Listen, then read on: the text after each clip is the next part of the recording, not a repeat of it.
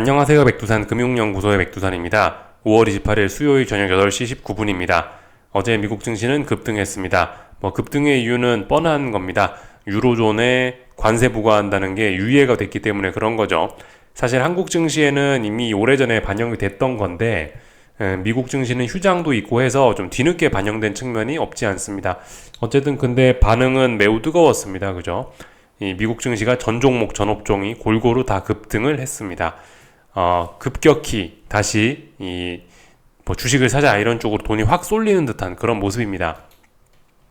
물론 다 같이 많이 올랐지만 조금 자세히 뜯어보면은 그 빅테크가 조금 더 많이 올랐습니다. 그 이야기는 그만큼 이 경제에 대한 관점이 달라졌다, 경제에 대한 전망이 좋아졌다, 그런 식으로 보시면 되겠죠. 경기 민감주들이 많이 오른 거니까 그렇게 보시면 되겠습니다. 그래서 미국 증시 일단 내용을 보시자면은 요렇습니다. 요렇게 모양이 됐죠. 말씀드렸던 게 이제 단기 바닥을 확인한 겁니다. 근데 아직 그렇다라고 해서 당장 급등 랠리는 아니다. 그건 확인을 해봐야 됩니다.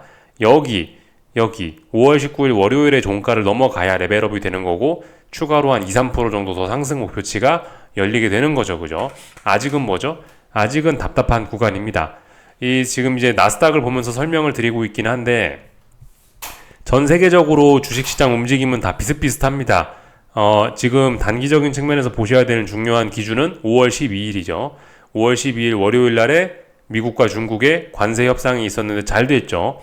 그때 급등한 피로감을 지금 최근에 조금 푼 거고 이제 다시 올라가느냐 마느냐를 이제 여기서 지금 고민을 하고 있는 그런 과정 중이죠. 그죠?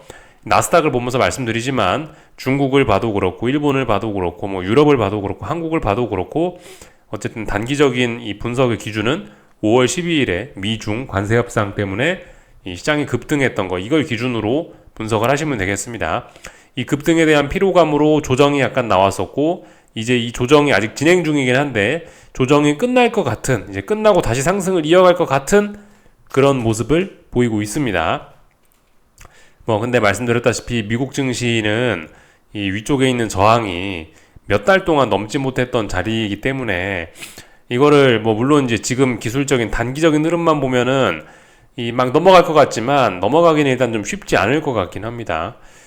물론 유로존과의 관세가 유예되고 중국과 관세가 유예되고 또 그리고 트럼프의 감세안이 미국 하원에서 통과가 되고 이런저런 일들이 있었지만은 그런 것들은 사실 어느 정도 좀 시장의 좀 예측 범위에 있었던 거고 사실 그런 것들에 대한 기대감은 지금까지 시장이 상승하면서 어느 정도 좀 반영이 됐다라고 봐야 될 것 같습니다. 이 자리를 넘어가려면은 뭔가 좀 색다른 완전 게임 체인저 그런 게 좀 필요하다라는 입장입니다. 예를 들면 그죠? 계속해서 말씀드리지만 미국 증시가 이제 이 자리를 돌파한 척하고 레벨업을 하려면은 뭔가 이제 트럼프의 관세 전쟁이 아예 없어져서 아예 불확실성이 없어져 버리거나 아니면은 파월 의장의 생각을 확 바꿔 먹어서 뭔가 통화 정책이 근본적으로 뭐가 바뀌거나 그런 게 좀 필요하다라는 생각입니다. 그런 게 나타나기 전까지는 이 레벨업은 쉽지 않을 거다. 그러니까 당분간 박스권을 좀 생각하셔야 되는 것 같고요. 그렇기 때문에 미국 증시는 일단 지금 상승 탄력이 둔화가 돼 있죠. 지난번 하락으로 급락으로.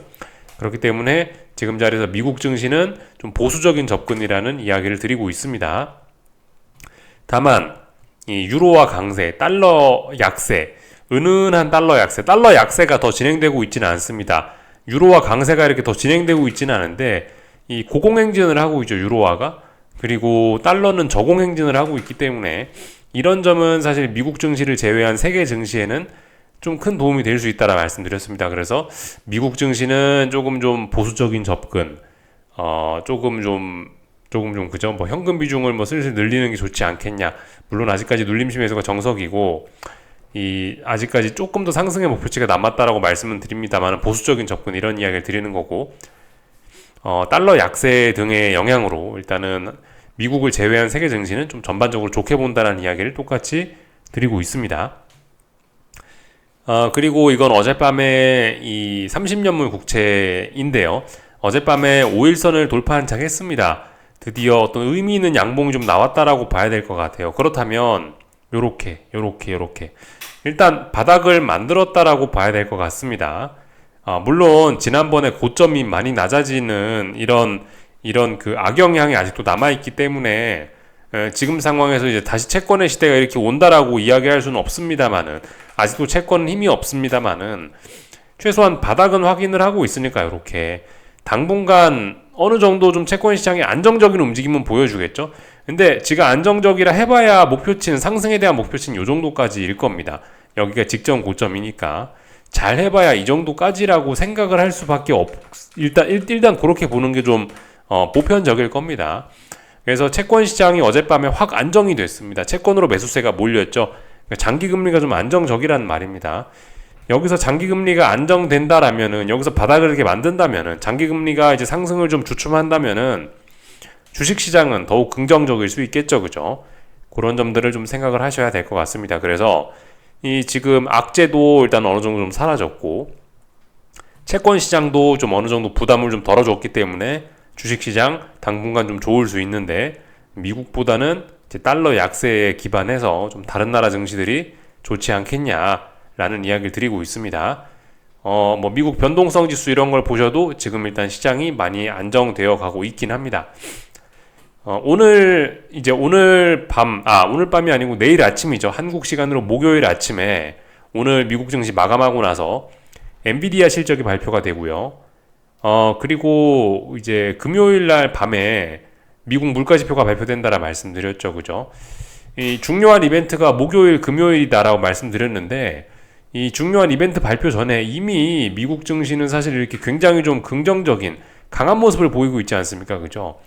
그렇다면은 일단 뭐 저의 경험상은 그래요. 중요한 이벤트 앞두고 이렇게 시장이 오르고 있으면은 시장은 중요한 이벤트 이후에 더 올라갈 가능성이 일단 좀 높다라고 봐야 될 것 같습니다.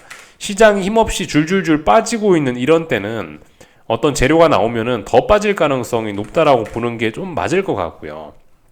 경험상. 그리고 이렇게 시장이 잘 올라가고 있을 때는, 중요한 이벤트를 앞두고 이렇게 올라가고 있을 때는 이벤트 발표 이후에 더 올라가는 경향이 좀 더 많은 것 같더라고요. 아무튼 이 지금 목요일, 금요일 중요한 이벤트 엔비디아 실적과 물가지표 발표를 앞두고 미국 증시가 이미 이렇게 이 자리를 근접을 하고 있고, 이 자리를 강하게 지금 도전을 하고 있는데, 이런 모습은 일단 미국 증시가 당분간은 좀 더 올라갈 것이라고 일단은 볼 수는 있을 것 같습니다. 중요한 이벤트들이 있다는 거 좀 생각을 좀 하셔야 될 것 같아요. 그죠? 물가지표, 금요일날 밤에 물가지표와 기대 인플레이션 발표가 되는데, 그 발표 전에 이미 이렇게 지지력을 확보를 하고 있단 말이죠. 그렇다면은 채권 시장도 좀 안정적일 가능성이 좀 있긴 있겠습니다. 그래서 일단은 어젯밤에 그 미국 금융시장이 전반적으로 확 안정적으로 좀 변하긴 변했습니다. 근데 아무튼 지금 어쨌든 간 그 이제 저의 의견은 일단은 이 시장이 좀 안정적으로 변하고 있다라고 긍정적으로 말씀은 드렸지만은, 근데 이제 지금 자리가 사실 좀 중요한 자리이긴 해요. 모 아니면 도인, 어떤 방향이 바뀔 수도 있는 그런 중요한 자리이긴 합니다. 어떤 측면에서 그렇게 봐야 되냐면은 요겁니다. 그죠? 예를 들면 여기가 나스닥, 여기가 직전 고점이지 않습니까? 그죠? 여기 넘지 못하면 결과적으로 계속 답답한 구간이 되거나 여기서 여기 쌍고점이 만들어질 수도 있는 거예요. 그죠? 그러니까 지금까지 잘해왔지만 결과적으로 여기를 넘지 못하면 말짱 꽝입니다. 그죠? 여기를 넘지 못하면 이렇게 고점이 낮아지면서 추세적으로 매우 안 좋은 움직임이 나타날 수가 있겠죠. 그래서 지금 좀 중요한 자리예요. 이 변동성 지수를 봐도 그렇습니다. 미국 변동성 수종원의 ETF도 사실 지금까지 계속 이렇게 아래쪽으로 줄줄줄 떨어지고 있으니까 좋기는 한데 만약에 이제 여기서 잘 못하면 뭐예요? 여기 있는 직전 저점 자리가 있고 요렇게 쌍바닥을 만들 수도 있습니다. 쌍바닥 만들면서 하방 경직성을 만들면서 찔끔찔끔 고개를 들면은 미국 증시 또 불안해질 수 있는 거죠. 그죠? 어쨌든 이 말씀드렸다시피 중요한 이벤트를 앞두고 이미 시장이 긍정적인 쪽으로 확 움직였기 때문에 일단은 긍정적인 쪽으로 좀 더 보긴 봐야 되는데, 이 기술적인 관점에서는 이제 그런 거를 좀 신경을 쓰셔야 되긴 합니다.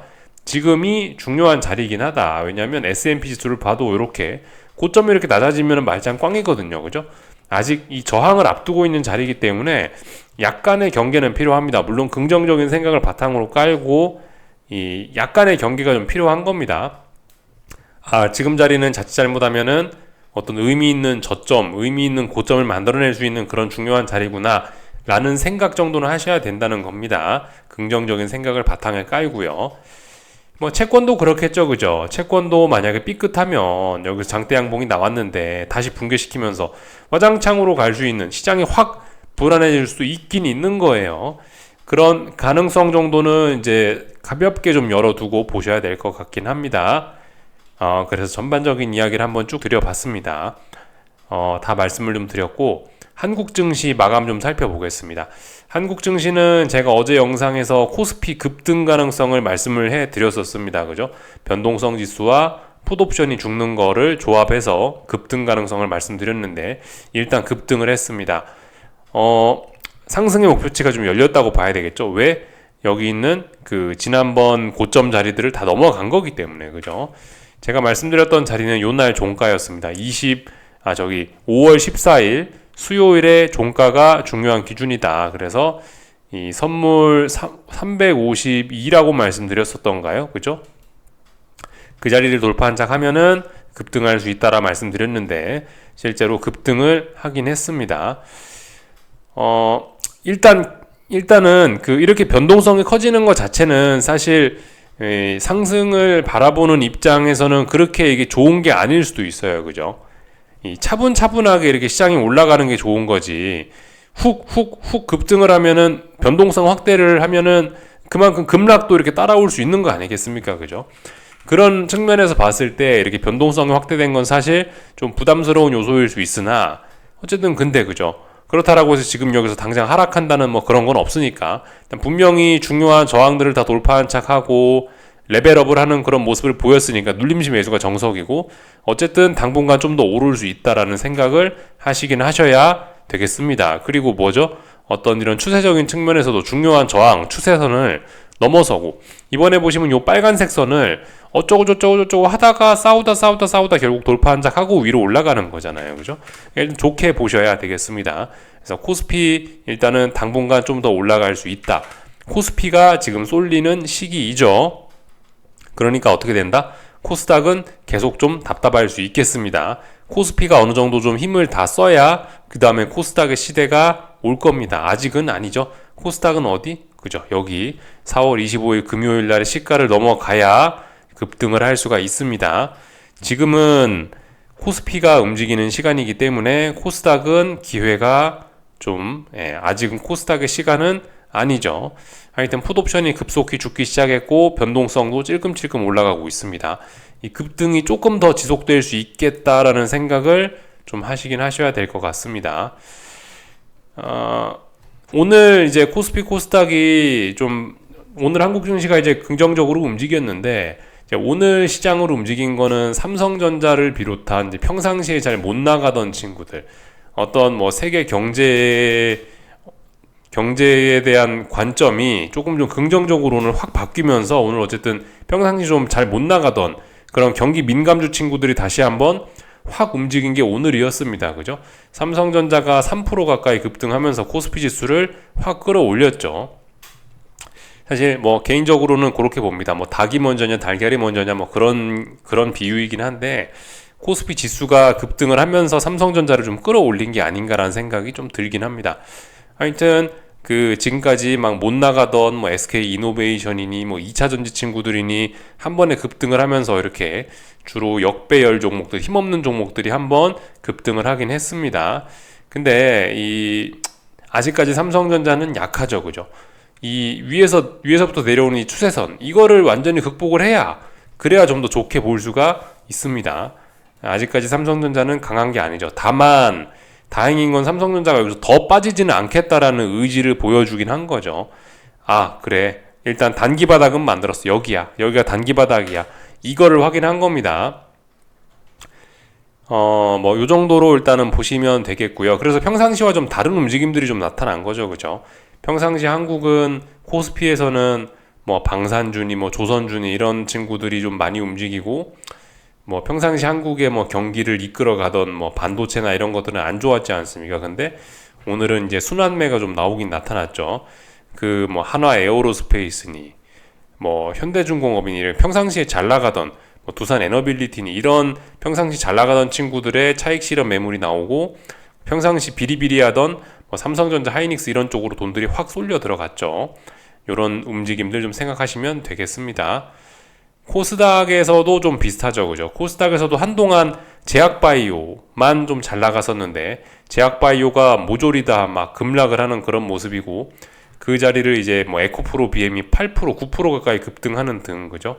평상시에 비리비리하던 뭐 반도체나 뭐 2차 전지나 이런 종목들이 좀 움직였다라는 거 생각을 해보셔야 되겠습니다. 그러니까 지금은 이제 경기 민감주 이런 친구들이 또다시 확 움직인 겁니다. 근데 이런 움직임이 몇 거래일 정도는 좀 더 지속될 수 있겠다 생각을 하셔야 될 것 같아요. 그죠? 코스피가 이미 급등을 시작했기 때문에 당분간은 뭐 그렇겠구나라는 거 좀 생각을 하셔야 될 것 같습니다. 당분간은 이런 경기 민감주들이 좀 또 움직이지 않을까. 그렇다면 코스닥에 있는 제약바이오 친구들은 또 조금 서운할 수 있겠네요. 이런 생각 정도 하시면 될 것 같습니다. 말씀드렸다시피 코스닥의 시간은 아직은 아니고요. 그죠? 전반적인 내용들 다 봤고요. 하여튼 뭐 세계 증시 움직임들 다 비슷비슷합니다. 이거 지금 보시는 거는 일본 니케이 지수죠. 그죠? 일본 니케이 지수 지난 5월 12일, 13일에 급등했던 거에 대한 피로감 소화하는 거라고요. 아직 레벨업 되지는 않았다라는 거 가볍게 보시면 되겠고요. 중국 증시는 좀 답답하더라고요. 미국 증시가 강하게 움직여서 그런가? 어쨌든 뭐 중국 증시도 이래저래 답답한 구간인데 미국 증시가 훅 치고 올라가니까 중국은 또 이렇게 좀 힘이 빠지는 모습이 나타나고 있는데 어쨌든 중국도 단기적으로 지금 힘이 나쁘지는 않습니다. 그리고 뭐 유럽 증시는 뭐 매우 강하죠. 예, 그냥 계속 올라가고 있다. 독일 증시 뭐 볼 것도 없이 강하다라는 거 보실 수가 있겠고요. 뭐 비트코인 이런 것도 뭐 그냥 그럭저럭 잘 올라가고 있고 사실 그래서 지금 세계 증시 분위기가 매우 좋다. 뭐 이 정도 가볍게 좀 체크하고 마치겠습니다. 궁금한 거 리플 남겨주시고 내일 저녁에 뵙겠습니다.